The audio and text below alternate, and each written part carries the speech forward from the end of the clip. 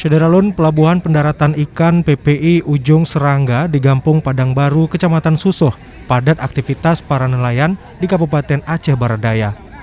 Amatan Serambi On TV selama 2 hari terakhir dari Sabtu hingga Minggu pagi 9 hingga 10 Januari 2021, dermaga PPI Ujung Serangga dan hamparan pantai terbuka berdekatan dengan bangunan tempat pelelangan ikan benar-benar disesaki warga dan pedagang ikan.